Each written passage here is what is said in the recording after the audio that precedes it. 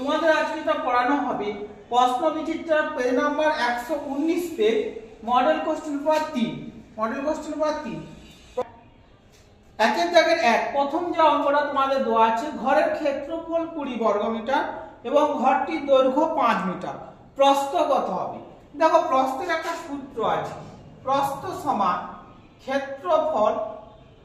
ক্ষেত্রফল বাই দৈর্ঘ্য। ক্ষেত্রফল বাই কি হয়, ক্ষেত্রফল বাই দৈর্ঘ্য। ক্ষেত্রফলটা কত 20 আর দৈর্ঘ্যটা কত, দৈর্ঘ্যটা আমাদের কত 5, তাহলে 5 4 এ 20 সমান 4।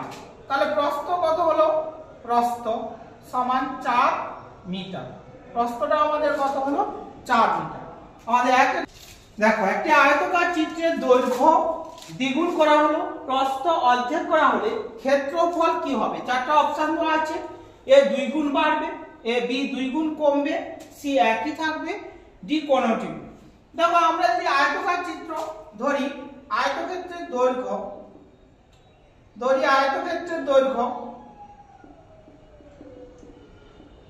দৈর্ঘ্য কত ধরবো, x একক। তাহলে প্রস্থ কত হবে, দেখো প্রস্থ আয়তক্ষেত্রের প্রস্থ কি হবে y। তাহলে ক্ষেত্রফল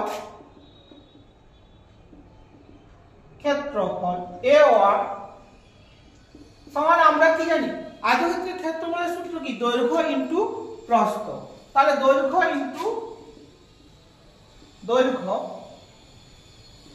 ইনটু প্রস্থ। তাহলে দৈর্ঘ্যটা কত x, প্রস্থটা কত y, তাহলে xy বর্গ একক।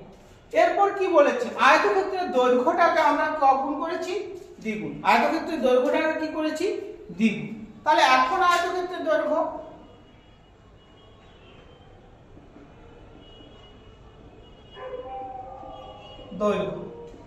কত হবে, দ্বিগুণ করলে কত হবে 2x।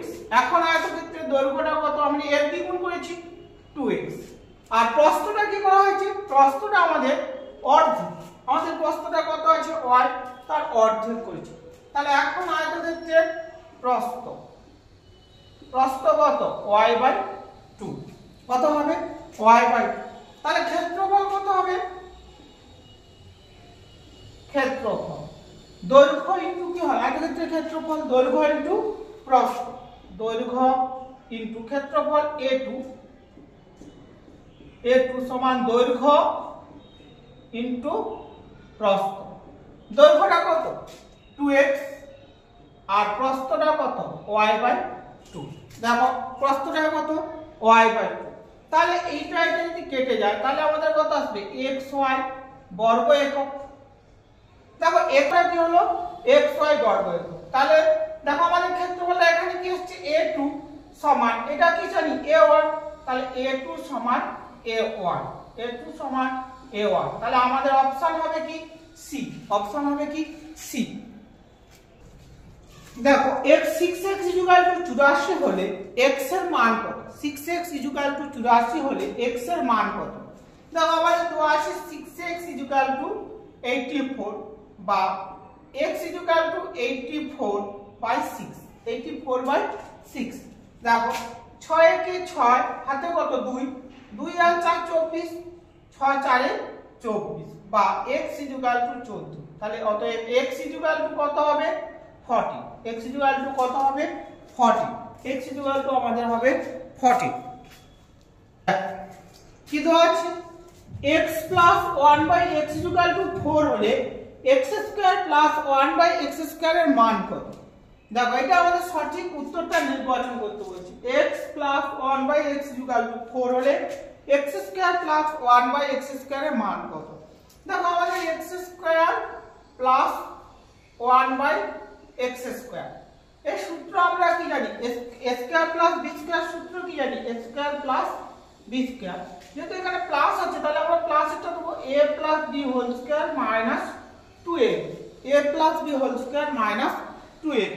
তাহলে এখানে আমাদের কি হবে x + 1/x² - 2ab 1/b। দেখো x + 1/x এর মান কত 4, তাহলে আমাদের কত হবে 4a² - 2, এটা কেটে যাবে 2 × 4 দিয়ে মাল্টিপল কত করলে কত হবে 16 তাহলে 16 - 2 ইকুয়াল টু কত 40 16 - 2 ইকুয়াল টু কত হবে 40 দেখো আমাদের x প্লাস 1/x এর মানটা কত x প্লাস 1/x এর মানটা হচ্ছে 4 তাহলে x প্লাস 1/x সমান 4 তাহলে 14 এর 4 এর হোল স্কয়ার মাইনাস 2 সমান 16 - 2 সমান 40 তাহলে আমাদের অপশনটা কি হবে অপশনটা হবে আমাদের বি অপশনটা হবে আমাদের বি মান কত নাম্বার 5 কি বলেছে 48 ডিগ্রি কোণের পূরক কোণের মান কত 48 ডিগ্রি কোণের পূরক কোণের মান কত দেখো 48 ডিগ্রি কোণের পূরক কোণের মান কত যখন আমাদের পূরক বলবে তখন আমাদের দুটি কোণের যোগফল কত হয় আমরা জানি 90 ডিগ্রি দেখো তাহলে আমরা যখন পূরক 48 ডিগ্রি কোণের পূরক কোণের মান সমান যখন আমাদের পূরক কথাটা বলবে তখন আমরা কি করব 90 ডিগ্রি থেকে বাদ দেব 90 ডিগ্রি মাইনাস 48 ডিগ্রি তাহলে 10 থেকে 8 বাদ দিলে 2 আমাদের 8 থেকে 4 বাদ দিলে কত হবে 4 কত হবে 42 ডিগ্রি কত ডিগ্রি হবে 42 তাহলে 48 ডিগ্রি পূরক কোণের মান কত হবে 42 ডিগ্রি যখন পূরক বলবে তখন আমাদের দুটো কোণের যোগফল আমাদের কত হয় 90 ডিগ্রি যদি সম্পূরক বলে তাহলে দুটো কোণের যোগফল কত হবে 180 ডিগ্রি কি বলছে দুটি সন্নিহিত কোণের মান 30 ডিগ্রি ও 150 ডিগ্রি তাহলে সন্নিহিত বহিস্থ বাহু দুটি কিভাবে অবস্থিত হবে সন্নিহিত বহিস্থ বাহু দুটো কিভাবে অবস্থিত হবে দেখো এই দুটো কোণের যোগফল 30 ডিগ্রি প্লাস 150 ডিগ্রি যোগ করলে কত হবে 180 ডিগ্রি দুটো সন্নিহিত মানে দুটো কোণের যোগফল কত 180 ডিগ্রি তাহলে সন্নিহিত বাহু দুটো কিভাবে অবস্থিত হবে সন্নিহিত বহিস্থ বাহু দুটো তাহলে সন্নিহিত বহিস্থ বাহু দুটো কি হবে একই সরলরেখায় অবস্থিত হবে সন্নিহিত বহিস্থ বাহু দুটো কি হবে একই সরলরেখায় অবস্থিত হবে দেখো 8 কি বলছে রম্বসের কর্ণদ্বয় পরস্পরকে ড্যাশ ও ড্যাশ কোণে সমাধিকোণ করে তাহলে কি দেখো রম্বসের কর্ণদ্বয় পরস্পরকে সমকোণে সমদ্বিখণ্ডিত